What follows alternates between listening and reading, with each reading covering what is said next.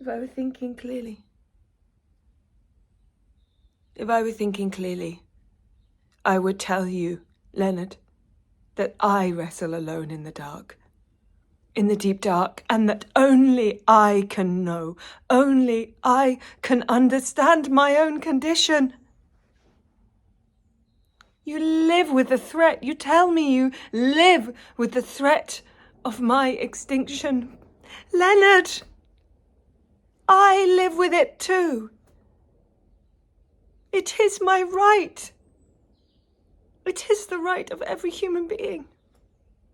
The mean is patient, even the very lowest has some say in the matter of her prescription, and thereby she defines her humanity.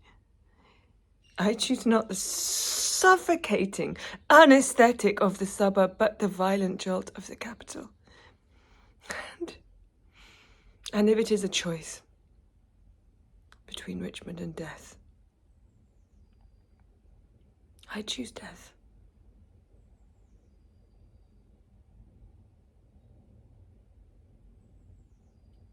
You do not find peace by avoiding life, Leonard.